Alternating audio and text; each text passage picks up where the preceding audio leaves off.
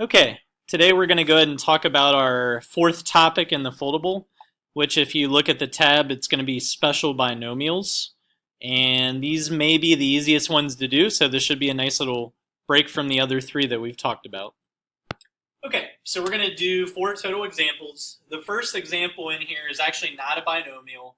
It's a trinomial, but I at least want to work on that and show you how you can write your answer, because it is a special case of a trinomial of something that can happen. So let's start with number one. This is a trinomial. Okay, I don't have a number in front of x squared, which means there's really a 1 there. So I can go ahead and make a t-chart, and whatever t-chart I get the combination of numbers for, those should factor out pretty easily into the problem. So we've been doing this quite a bit. So I'm going to go ahead and make my t-chart.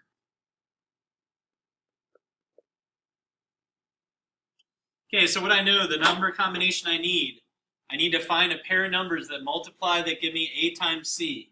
A in this problem is 1, c is 36. So a times c is 36. And b in this problem is negative 12. So I need two numbers that both multiply to give you positive 36. The same two have to add to give you negative 12.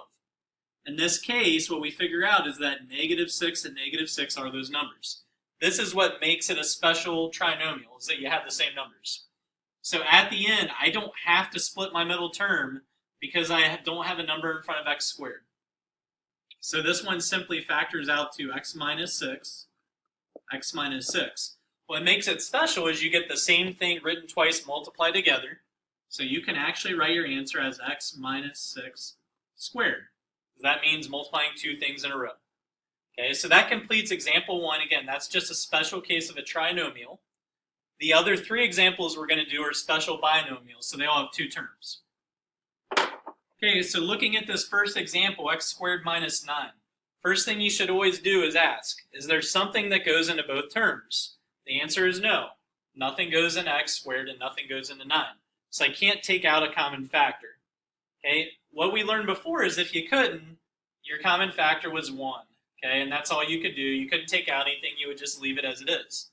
What I'm telling you today, though, is that if you have a minus in the middle, and you have two terms, one at the beginning and one at the end, and you know what times itself equals each one of those terms, you can actually factor this using something we've done before called conjugates.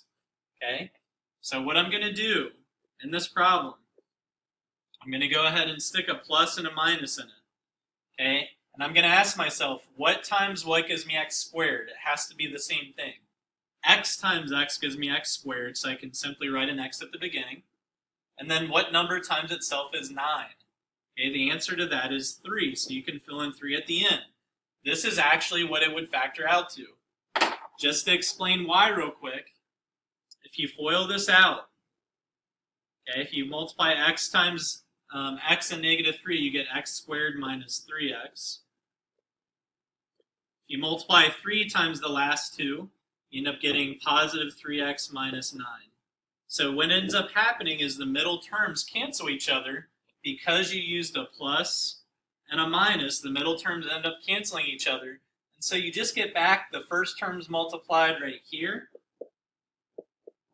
and the last terms multiplied, which are the 3 and negative 3, because the middle drops out. So again, this answer, I know I wrote over it, should be x plus 3, x minus 3. Okay, and it doesn't matter which order you write them in, as long as one is a plus and one is a minus. Okay, our next example is number 3 and 4.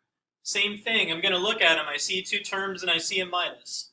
First thing I want to check, does anything go into both of those terms? So on number 3, does anything go into 16x squared and 81? The answer is no, it doesn't. So I'm going to try to use conjugates again to factor it. Okay, so I'm going to put a plus and a minus. Okay, do I know what times itself is 16x squared? The answer is yes. 4x times itself is 16x squared, so I can put 4x and 4x. Do I know what times itself is 81? The answer is yes again. 9 times itself is 81, so I can fill that in at the end. Okay, and now I'm done factoring. Again, these binomials, these special ones where you have two terms and a minus in the middle, and you know what times itself equals the first and last terms, are very easy to do. Number 4 up here. Okay, a little bit different. Off the bat, if I look at it, I don't know what times itself is 24. Okay, there is no number. Okay, not a whole number at least that will work. Same thing with 6. So you're kind of stuck. But remember what I always told you to do first. Take out what they both have in common. Both of these have a 6 in common. So if I take out a 6, I am left with 4g squared minus 1. Okay? Right now, okay, you may think you're done, but this 4g squared minus 1 can actually factor out with conjugates.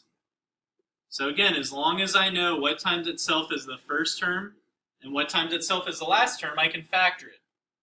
2g times 2g gives me 4g squared, so I can write that as my first term in each. And 1 times 1 gives me 1 at the end. Okay, so 1 times 1 gives me that. So that's what this part would factor out to. And then I just need to remember, at the beginning I took out a 6, so I just need to fill it back in.